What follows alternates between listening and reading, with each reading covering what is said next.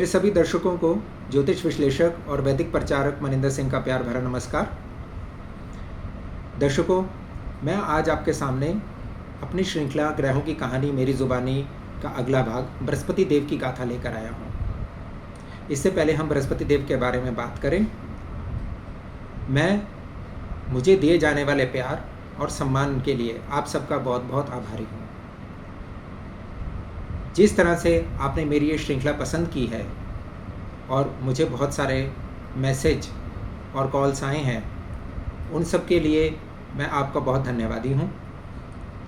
मुझे अच्छा लगा कि आजकल के समय में भी ऐसी कहानियों को और इस तरह की दंत कथाओं को इतना प्यार और सम्मान मिलता है। मेरा आपसे विनम्र निवेदन है कि कृपया कर मेरी इस श्रृंखला को और मेरे द्वारा पोस्ट किए गए वीडियोस को आप ज़्यादा से ज़्यादा शेयर करें, ताकि ये ज़्यादा से ज़्यादा लोगों तक पहुंच सके। और जिस तरह आपका ज्ञानवर्धन हुआ है, उन सबका भी ज्ञानवर्धन हो। हमारे आगे आने वाली पीढ़ी के लिए ये एक तरह का बहुत ही बहुमूल्य तोहफा है, जो कि मुझे लगता है हमें उनको हमेशा के लिए देकर जाना चाहिए। मेरा आपसे ये भी विनम्र निवेदन है कि आप मेरे चैनल कुंडली फॉर लाइफ, जो कि यूट्यूब पर है, इंस्टाग्राम पर है, फेसबुक पर पेज है, ट्विटर पर है, व्हाट्सएप चैनल है, आप इसे सब्सक्राइब करिए और ज़्यादा से ज़्यादा शेयर करिए, ताकि ये सब ज्ञान और सब दर्शकों तक भी और हमारे सभी भारतवासियों तक अधिक से अधिक पहुंचाया जा सके। तो दर्शकों, आइए अब इस श्रृंखला के अगले भाग बृहस्पति देव की गाथा का आरंभ करते हैं।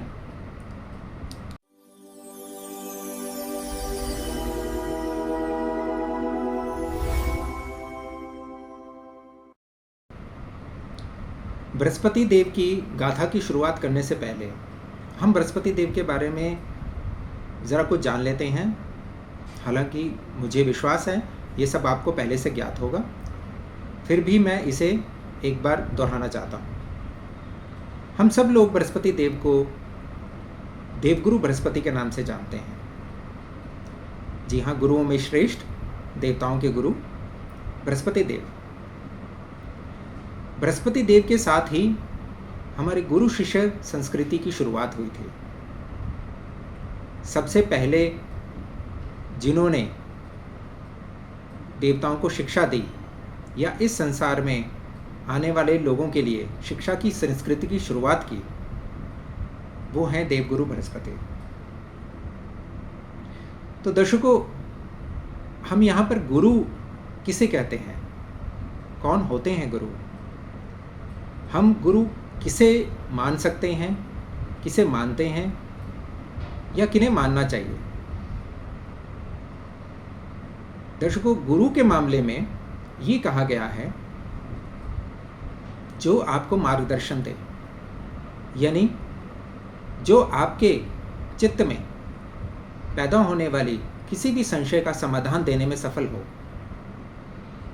और जो आपको आपके जीवन के लक्ष्य को पाने में मददगार साबित हो, वो गुरु है। समस्या के समाधान की जब बात आती है, तो जितने तरह के लोग हैं इस दुनिया में, उतनी तरह की समस्याएं हैं। तो कहने का अर्थ ये है कि क्या हम उसे गुरु मान सकते हैं जो कि हमारी उस समस्या का समाधान नहीं दे पा रहे हैं जो कि हमारे जीवन में चल रही हो? क्या सभी समस्याओं को समाधान एक जैसे होते हैं? बिल्कुल नहीं। हर समस्या का अपना एक समाधान है। समस्या का समाधान देने के लिए गुरु के पास वो ज्ञान होना बहुत आवश्यक है, ताकि उस समस्या से बाहर निकालने में गुरु आपकी मदद कर सके। तो अगर आप किसी गुरु के पास गए हैं जिसके पास आप सांसारिक तौर की समस्या लेकर गए हैं और वह आपको भगवत प्राप्ति का रास्ता दिखा रहे हैं, तो ऐसा नहीं, वो गुरु में ज्ञान नहीं है।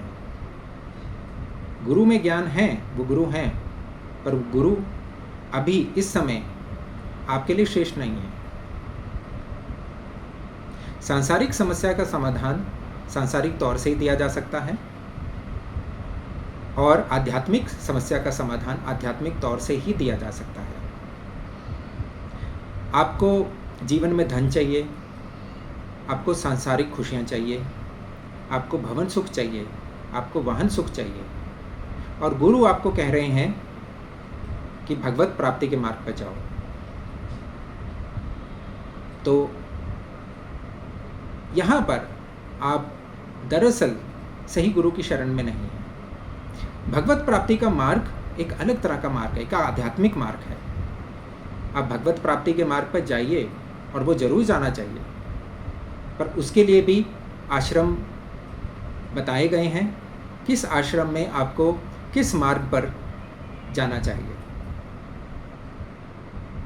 तो गुरु बनाइए, और गुरु होना भी बहुत ज़रूरी है। गुरु बिना ज्ञान नहीं है, गुरु बिना समाधान नहीं है, पर कौन सा गुरु आपके लिए इस समय श्रेष्ठ है, आप उसी तरह के गुरु बना के चलिए। ये भी देखा गया है कि अगर कोई भी समस्या का समाधान आपका मित्र आपको दे दे, आपकी पत्नी आपको दे दे, आपके माता पिता आपको दे दें, तो वे गुरु हैं। और हालांकि माता और पिता तो सबसे प्रथम गुरु होते हैं हमारे जीवन के, तो वो हमेशा गुरु हैं, गुरु थे और गुरु रहेंगे।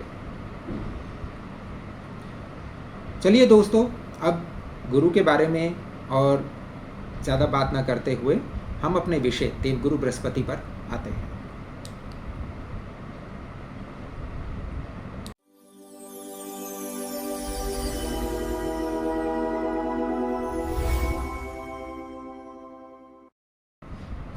बृहस्पति देव की जन्म की गाथा की बात करें तो बहुत छोटी सी कहानी है।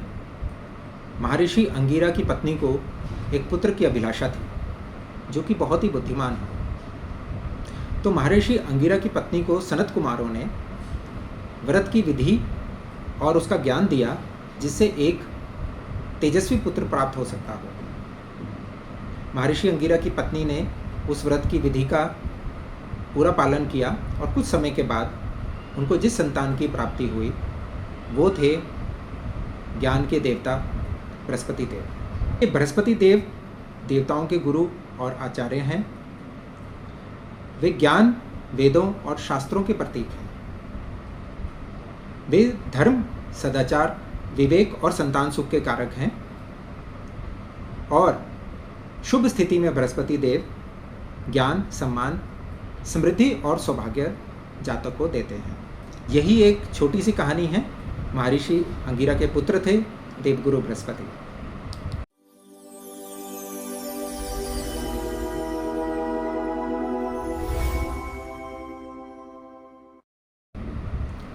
आगे बात करते हुए हम जानते हैं बृहस्पति देव के विचरण के बारे में। विज्ञान भी इस चीज़ को मानता है कि बृहस्पति देव 12 साल में एक धुरी पूरा करते हैं 360 डिग्री की, यानी कि पूरा ब्रह्मांड का चक्कर। और ज्योतिष ज्ञान भी यही कहता है कि बृहस्पति देव सभी 12 राशियों के ऊपर से 12 साल में अपनी परिक्रमा पूरी कर लेते हैं। इस क्रम में देखें तो हर राशि के ऊपर वो 1 साल के लिए विचरण करते हैं या गोचर करते हैं। अध्यात्म ये कहता है कि बृहस्पति देव एक रथ पर विराजमान रहते हैं। उस रथ का नाम है नीति घोष। ये रथ नीति घोष धर्म, ज्ञान और सदाचार की घोषणा करता हुआ ब्रह्मांड में विचरण करता है। ये जातक को दिव्य बुद्धि और शुभ फल प्रदान करने वाला है। ये रथ की एक खास बात है कि इस रथ में 8 घोड़े जुते होते हैं जो पीत वर्ण के होते हैं। देखिए, शास्त्रों में कोई भी चीज़ ऐसे नहीं कही गई है। अब हम 8 घोड़ों का जब हम तर्क जान लें तो हमें समझ आएगा कि 8 घोड़े क्यों। बृहस्पति देव धर्म और ज्ञान के देवता हैं। इसके अनुरूप ही 8 घोड़े उनके रथ में जुते हुए हैं। तो ये 8 घोड़े क्या हैं? श्रवण यानी कि सुनना, ये पहला घोड़ा। मनन यानी कि विचार करना, ये दूसरा घोड़ा। गहन चिंतन यानी कि अपने बारे में, संसार के बारे में, लोक के बारे में, परलोक के बारे में चिंतन करना। विवेक, धर्म, नीति, करुणा और ज्ञान, ये सभी बातें धर्म, ज्ञान, दान, सदाचार, विवेक से जुड़ी हुई हैं।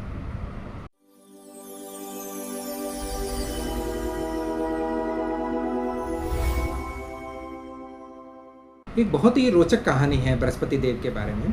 आप सब लोग उसके बारे में कुछ ना कुछ तो जानते होंगे, आपने कहीं ना कहीं सुनी होगी।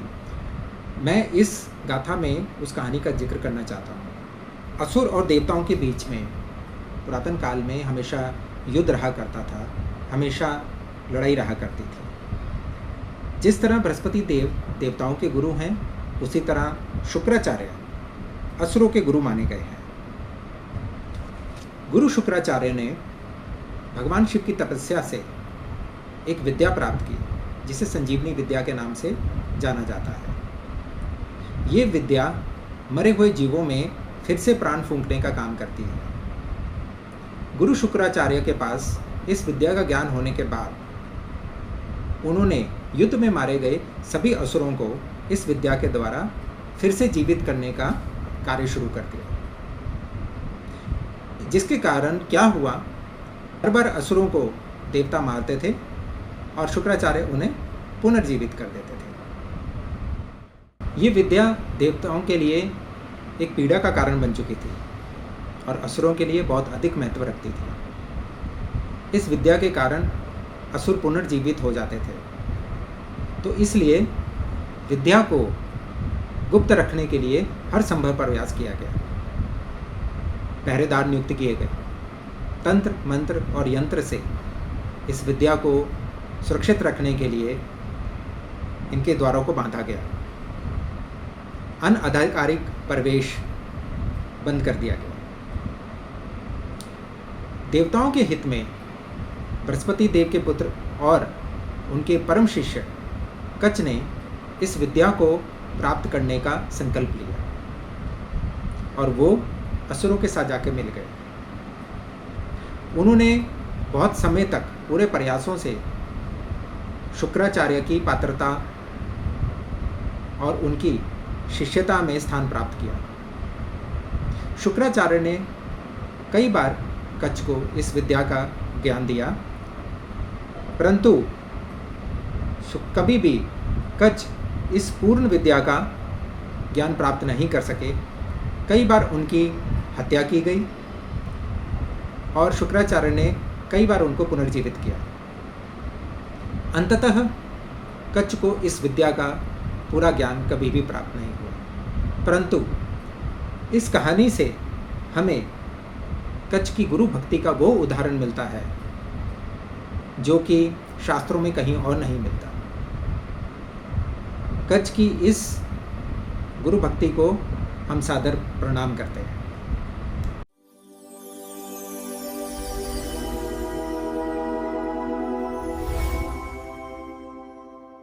बृहस्पति देव और शुक्र देव दोनों के कार्यस्थल और दोनों के कार्य करने का तरीका अलग है, इसलिए ये ज्योतिषीय दृष्टिकोण से भी परस्पर शत्रु माने गए हैं। परंतु गुरु होने के कारण दोनों ही ग्रह शुभ ग्रहों की श्रेणी में आते हैं। अब जहाँ पर बृहस्पति देव धर्म, ज्ञान और सदाचार के कारक हैं, वहीं शुक्र देव भोग, वैभव और माया के कारक हैं। बृहस्पति देव लोक कल्याण और सदाचार के उपासक हैं और यहीं पर शुक्र देव राजसिक और भौतिक सुख के उपासक हैं।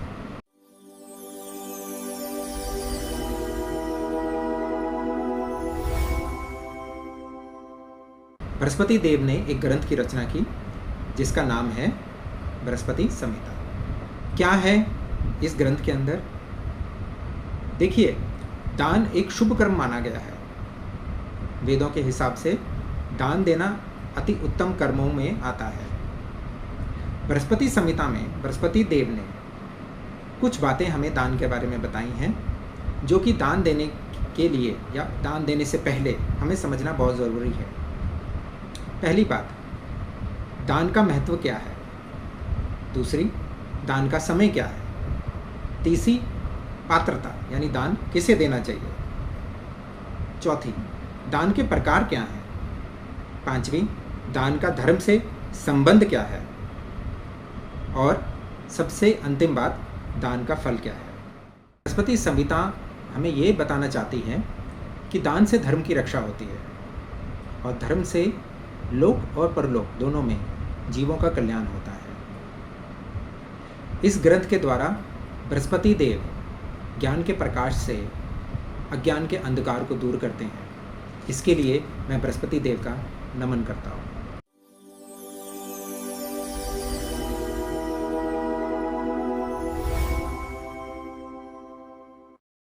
बृहस्पति देव की कुछ अन्य विशेषताओं की बात करें तो बृहस्पति देव का शरीर स्थूल और पुष्ट है, जो कि समृद्धि और पोषण का प्रतीक है।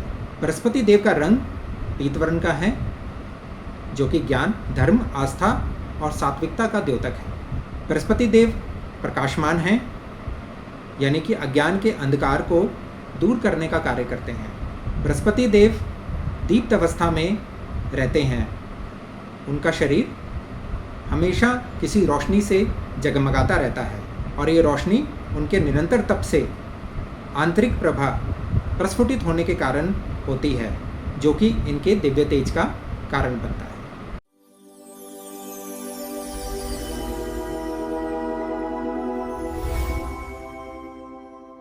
बृहस्पति देव की इस महान गाथा का समावेश करने के समय मैं आपको कुछ बहुत अधिक महत्वपूर्ण बातें बता दूं।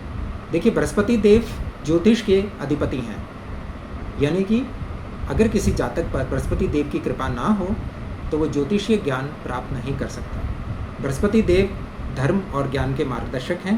बृहस्पति देव हमें ज्ञान के सही उपयोग की शिक्षा भी देते हैं। देखिए, ज्ञान किसी भी तरह का ज्ञान दो धारी तलवार होता है।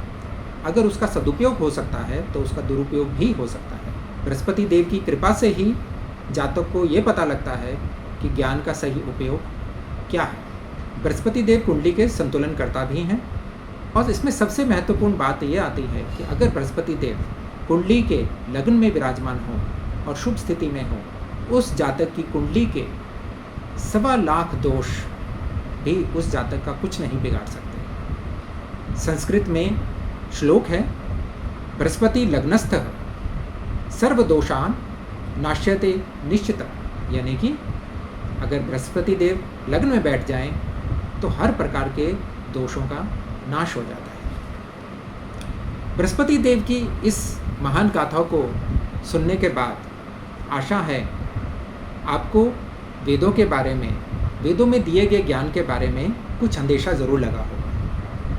मुझे ये ज्ञान आप सबको देते हुए बहुत अधिक प्रसन्नता हो रही है।